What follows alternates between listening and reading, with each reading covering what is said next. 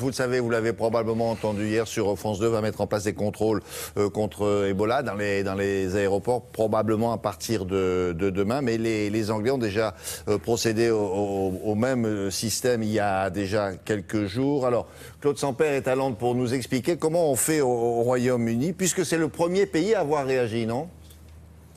Effectivement, William, on critique souvent les Britanniques pour leur côté anti-européen. Là, on peut dire, sur la gestion de la crise du virus Ebola, que ce sont eux qui donnent des leçons à l'Europe. Parce que la France va mettre en place ses contrôles aux aéroports dès demain. Les Britanniques, ça existe depuis mardi à l'aéroport d'Heathrow. La gestion de la crise du virus Ebola est ici, au Royaume-Uni, vraiment très importante. C'est ce que je vous propose de découvrir dans ce reportage de Nick Bouffby et Thomas Donzel. Le Royaume-Uni sur le pied de guerre contre Ebola. Depuis mardi dernier, la police aux frontières à l'aéroport d'Heathrow tente de repérer les passagers arrivant des zones à risque en Afrique de l'Ouest. Les voyageurs doivent remplir un questionnaire de santé et éventuellement se soumettre à un test de température. Heathrow est l'un des plus grands aéroports au monde. Il n'existe plus aujourd'hui de ligne directe avec les pays touchés comme la Sierra Leone, la Guinée et le Libéria. Repérer les passagers à risque n'est donc pas une tâche facile.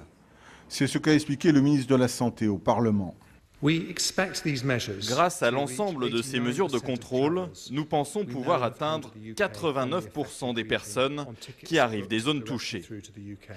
Mais il est important de savoir qu'en aucun cas, nous pourrons contrôler 100% des voyageurs qui viennent des pays affectés par Ebola. En Grande-Bretagne, le problème du virus Ebola est pris très au sérieux. Le week-end dernier, les secours ont procédé à un exercice de grande ampleur avec plusieurs centaines de personnes. Cet homme est un figurant. Il joue le rôle d'un malade. Autour de lui, les ambulanciers et les médecins en tenue de protection répètent les gestes qu'ils seront amenés à faire en cas de réelle urgence.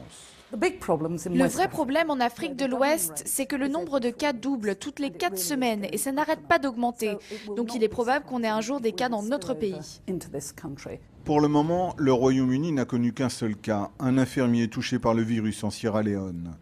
Depuis, il est guéri et il a décidé de repartir aider les malades avec le soutien de sa famille. Mes parents me soutiennent. Mon père et ma mère sont très inquiets. Mais c'est vraiment quelque chose que je dois faire. Tout faire pour empêcher la propagation du virus est devenu aujourd'hui une priorité pour le gouvernement britannique. Les Anglais veulent également agir à la source du problème. Dans quelques jours, ce navire hôpital partira en Sierra Leone avec plus de 650 volontaires à bord.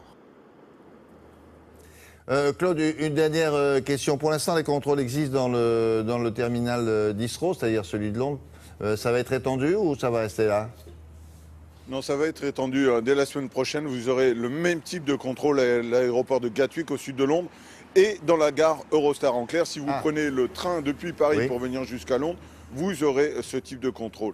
Alors, ces types de contrôles ne sont pas fiable à 100%, le ministre de la Santé vous l'a dit, on ne peut pas contrôler 100% des gens qui reviennent des zones à risque. Mais ce qu'on peut dire, c'est qu'en tout cas, ici, les autorités font tout pour limiter l'extension de la maladie. On parle beaucoup de la crise Ebola ici au Royaume-Uni. Ça fait plusieurs fois la une des journaux de presse écrite, il y a beaucoup de reportages à la télévision. Et ici, on n'en parle pas de manière spectaculaire, on ne fait pas de direct devant les hôpitaux en cas de cas suspect. On fait des longs reportages qui expliquent la réalité du danger aux Britanniques. Enfin, un dernier mot pour vous expliquer que le témoignage de cet infirmier britannique qui travaillait en Sierra Leone, qui a été infecté, touché par la maladie, cet homme a failli mourir.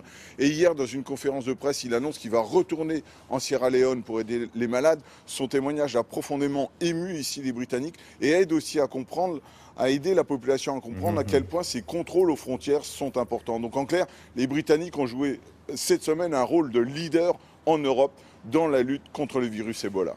Merci beaucoup, à plus tard Claude. La revue de presse maintenant avec Frédéric Vion. Io amore mio non capisco perché tu vuoi fare in casa